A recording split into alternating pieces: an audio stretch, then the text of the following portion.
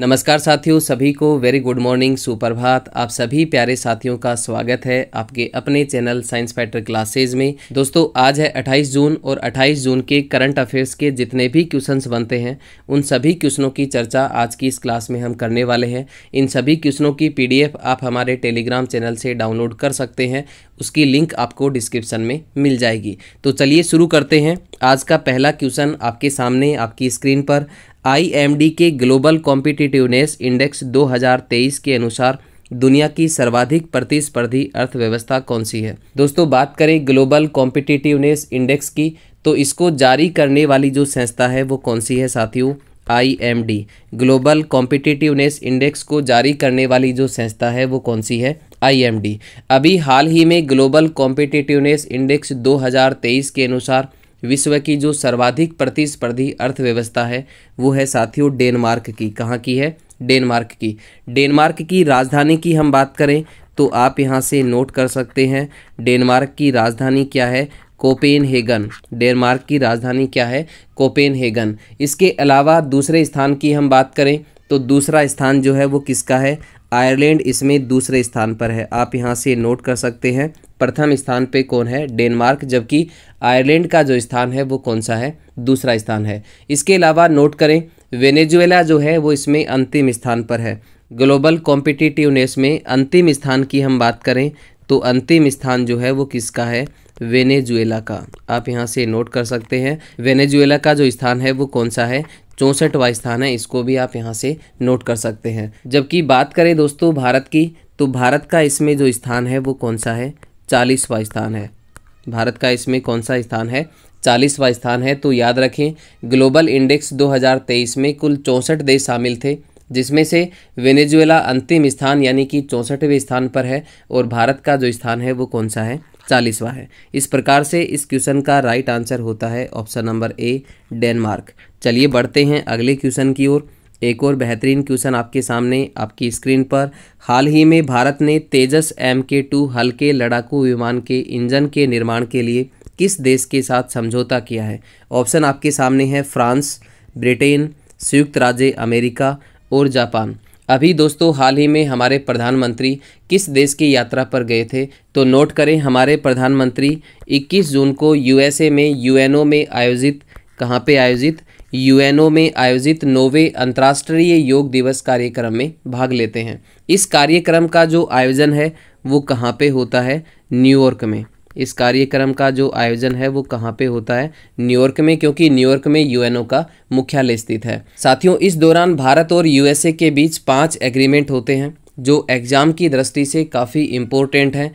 उनको आप यहाँ से नोट कर सकते हैं। 21 जून को आयोजित अंतर्राष्ट्रीय योग दिवस कार्यक्रम में भाग लेने के बाद हमारे प्रधानमंत्री USA की राजधानी, और USA की जो राजधानी है वो कहाँ पे है? Washington DC।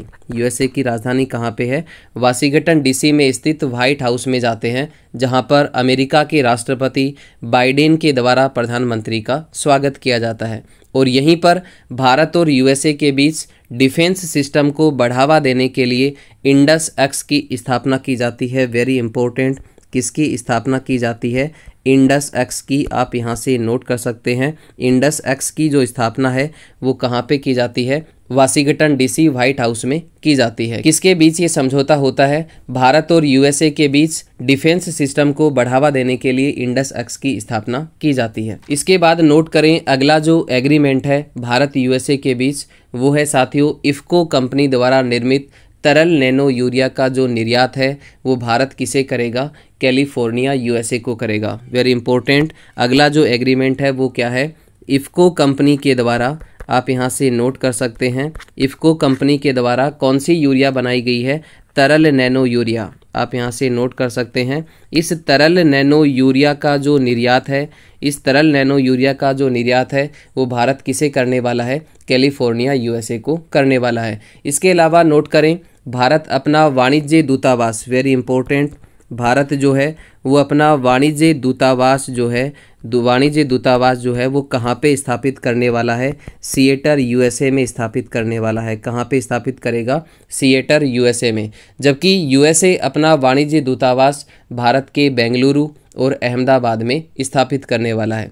इसके अलावा हाल ही में भारत ने अपने लड़ाकू विमान जिसका नाम है तेजस MK2 इसके इंजन के निर्माण के लिए USA के साथ एग्रीमेंट किया है। इस प्रकार से इस क्वेश्चन का राइट आंसर होता है ऑप्शन नंबर सी, संयुक्त राज्य अमेरिका। चलिए बढ़ते हैं अगले क्वेश्चन की ओर। अगला क्वेश्चन आपके सामने आपकी स्क्रीन पर, स्टार्टअप जीनोम की ग्लोबल स्टार्टअप इकोसिस्टम रिपोर्ट 2023 में पहला स्थान किसे मिला है? ऑप्शन आपके सामने है लंदन, न्यूयॉर्क, सिलिकॉन वैली और इनमें से कोई नहीं।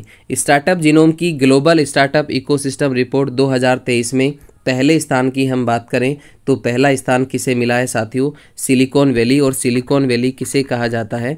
बेंगलुरु को। ये भी आप यहाँ से नोट कर सकते हैं, बेंगलुरु को क्या कहा जाता है? Silicon valley. चलिए बढ़ते हैं अगले क्वेश्चन की ओर। अगला क्वेश्चन आपके सामने आपकी स्क्रीन पर, हाल ही में चर्चा में रही पर्यटन पनडुब्बी टाइटन का जो संबंध है वो किस देश से है? कौन सी पनडुब्बी? टाइटन पनडुब्बी का संबंध किस देश से है? दोस्तों टाइटन पनडुब्बी की बात करें तो ये किस कंपनी की पनडुब्बी है? तो आप यहाँ से नोट कर सकते हैं किस कंपनी की है? Ocean gate. किस कंपनी की पनडुब्बी है? ओशन गेट कंपनी की पनडुब्बी है। दोस्तों हाल ही में टाइटन पनडुब्बी न्यू फाउंडलैंड से थोड़ी दूर समुद्र के अंदर 13,000 फीट नीचे टाइटैनिक जहाज के मलबे को देखने जाती है। किसको देखने जाती है? टाइटैनिक जहाज के मलबे को देखने जाती है समुद्र से 13,000 फीट गहराई पर, जिसमें ओशन गेट कंपनी के संस्थापक के साथ साथ 4 व्यक्ति और सवार होते हैं। पनडुब्बी में विस्फोट की वजह से पनडुब्बी में सवार सभी 5 व्यक्तियों की मौत हो जाती है। अब बात करें कि ये पनडुब्बी किस देश की थी तो आप यहाँ से नोट कर सकते हैं ये पनडुब्बी कहाँ की थी साथियों? USA की, यानी कि संयुक्त राज्य अमेरिका की। चलिए बढ़ते हैं अगले क्वेश्चन की ओर। अगला क्वेश्चन आपके सामने, अंतर्राष्ट्रीय नशीली दवाओं के दुरुपयोग और अवैध तस्करी के खिलाफ दिवस 2023 कब मनाया गया? ऑप्शन आपके सामने हैं 24 जून, 25 जून, 26 जून और 27 जून। दोस्तों नशीली दवाओं के दुरुपयोग और उनकी अवैध तस्करी के खिलाफ दिवस 2023 की हम बात करें तो ये कब मनाया गया? 26 जून को मनाया जाता है। ऑप्शन सी यहाँ पे बिल्कुल राइट होगा। चलिए बढ़ते हैं अगले क्वेश्चन की ओर।